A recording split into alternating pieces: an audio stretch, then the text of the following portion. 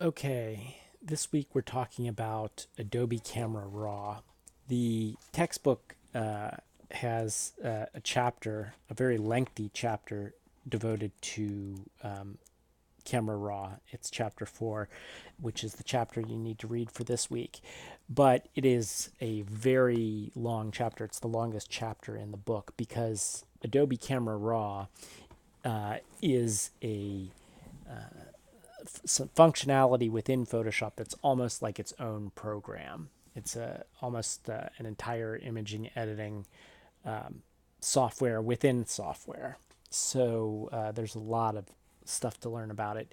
And as you go through, you'll be learning about the tools in Adobe Camera Raw, many of which have similar counterparts in Photoshop itself. And we'll be talking more about the Photoshop tools next week. But for now, we're going to stick to Camera Raw. Okay, so the thing is, the book doesn't just dives right in and starts telling you how to use Adobe Camera Raw without really explaining what Adobe Camera Raw is. So I figured I'd give you an introduction before you started reading the chapter. Adobe Camera Raw, also sometimes just called Camera Raw or ACR, is a plugin. When Adobe was first created, one of the great things about it is that the developers allowed other people, third parties, to develop plugin applications, things that extend the functionality of Photoshop. So already you can do a vast array of things with Photoshop, but on top of that, there are hundreds of plugins out there in the world, maybe thousands probably, that allow you to further extend the functionality of Photoshop. Alien Skin is a very popular one you hear about. And Adobe Camera Raw is one of these plugins that comes pre-bundled with Photoshop. So when you get Photoshop, you get Adobe Camera Raw with it. Now you can open files in Adobe Camera Raw through Photoshop itself or through Bridge, which we learned about last week. Bridge is a file handling program, and it's between Adobe Bridge and Adobe Photoshop. You really have everything you need to do with images, especially if you have Camera Raw. There are some other image handling programs like Lightroom, which is another Photoshop product that's in the Creative Suite. It's an image handling program. Its counterpart made by Apple is called Aperture, which is just the advanced version of iPhoto. I was actually in the beta test of Lightroom many years ago when Adobe first was thinking about releasing it, and the feedback I gave to them was don't bother because if you already have Photoshop and Bridge, it really it's kind of redundant, and I think Apple's realized this. They've discontinued Aperture, but Lightroom still continues. But perhaps I predict it's going to go away soon because if you have Bridge and you have Photoshop, you really don't need it. So let's take a look at Adobe Camera Raw.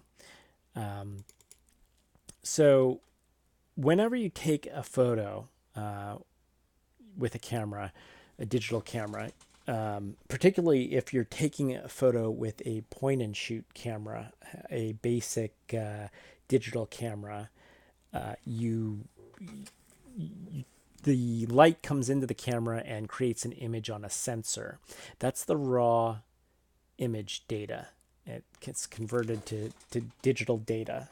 And then that data needs to be converted in a way that it can be displayed on a screen. So even if you're looking at your LCD screen or through your viewfinder, you're seeing a converted image. Usually it's been converted to a JPEG, which is the file type that displays the image.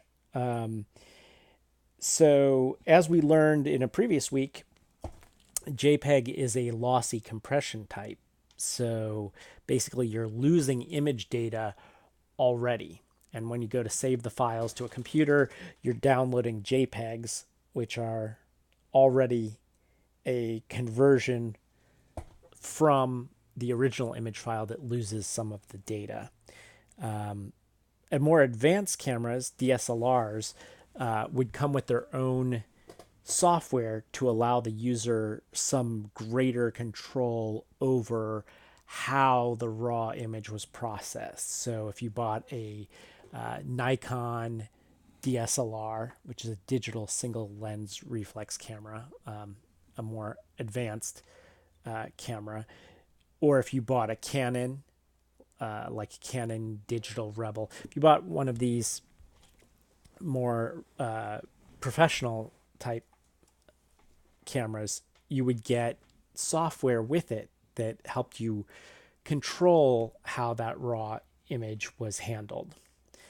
Now, Thomas Knoll, the creator of Photoshop, is a photographer himself, and he really didn't like the off-the-shelf software that came prepackaged with these DSLRs to handle the raw image. He wanted control of the raw image right from the get-go. So he created a plugin for Photoshop that could handle the raw camera image. And that's why it's called Adobe Camera Raw. So let's take a look in Photoshop.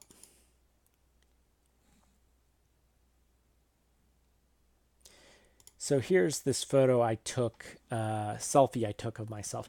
Now, as I mentioned before, I took this selfie using an iPhone. So already it's not a raw image. It's a JPEG. You're not going to see the extreme amount of manipulation here because it's already been manipulated to some degree, but it's okay for the purposes of this demonstration. So go down here, and this is the layers palette.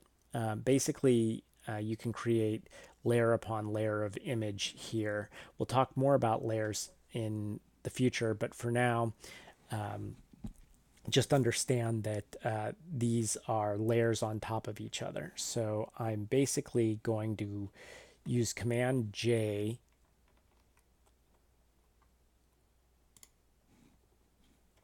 to duplicate that layer. And so it's the exact same image. That's the bottom image, that's the top image. This is in the background. This is a copy of the background. It's just called layer 1. And then we're going to go up to filter. Most plugins will be found under the filter tab. There are a bunch of different ones, but the one we're interested in is the Camera Raw filter. But before we do that, we're going to hit Convert for Smart Filters.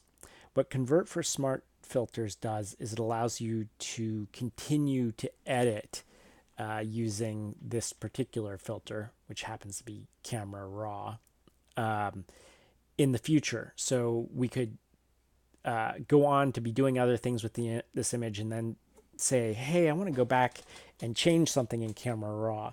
If you click Convert for Smart Filters, it will allow this whatever we do to be re-editable. In other words, we can go back and redo stuff. So we've now made that re-editable. We'll go to Filters, and now we choose the Camera Raw filter. Pull up the Camera Raw filter, and as you can see, it opens this new window, which is a whole other image editing program. Basically, this is the raw data. You have your red, your green, your blue, light, and you can go in here and you can actually manipulate stuff. You can change the color temperature. As we mentioned, we're talking about artistic color temperature here. So cooler is more blue and warmer is more red. You can alter the tint. You can go in here and alter the exposure. So there are some photographers I know, particularly wedding photographers, who don't know anything about Photoshop, but they know Camera Raw. So they have Photoshop on their computer just for the purposes of using Camera Raw, and that's it.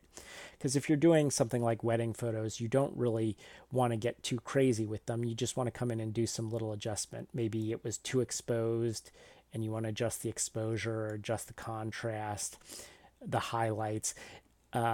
Many of you who have taken photos with an Android or an iPhone have just, had experience with filters right there on the camera, right there on the phone, where sliders allow you to change stuff like the whiteness, the blackness, the vibrance, or the saturation of the image.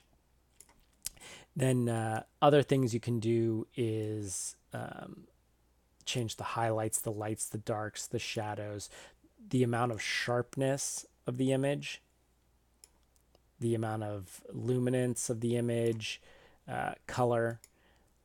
You can go in and remember our hue, saturation, and lightness model, HSL model. You can change the hue of the reds, the oranges, the yellows, greens, aquas, blues, purples, and magentas, basically across the spectrum. You can change their saturation from desaturated to highly saturated, and you can adjust the luminance from dark to light. You can adjust just the highlights and their saturation, just the shadows and their saturation, the balance between the two. You can do other basic effects in here, like vignetting. I'll show you better under the effects tab. So I can create a vignette effect in here. You can adjust the tint, the hue, and saturation of the different of red, green, and blue. So basically, there's a lot of things you can do in here. There's like a red eye removal tool, just some very basic things you can do here. But all together, when you take all these things together, it's like a image editing program itself within Photoshop. So like I said, there are a lot of photographers, people who are just into the photography end of things, who don't want to do a lot of image editing, but realize that they have to, who have Photoshop just for the purpose of using Adobe Camera Raw. Once I'm done, I click OK, and there it is, the changes I've made. If I click on and off this little eyeball here, I can see, turn it off and see what the layer underneath it is, which is our original background layer. Turn it back on and see what I've done to the image. And maybe I don't like what I've done.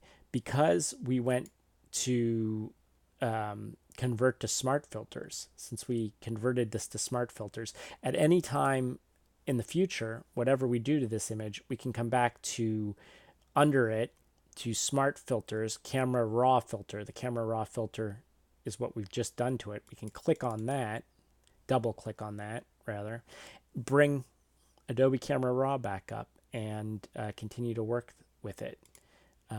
So that's a quick introduction to Adobe Camera Raw. All the specifics of it you will be learning in the chapter this week. So that is all for now. I look forward to seeing and hearing more from you guys, at least online, in the coming weeks.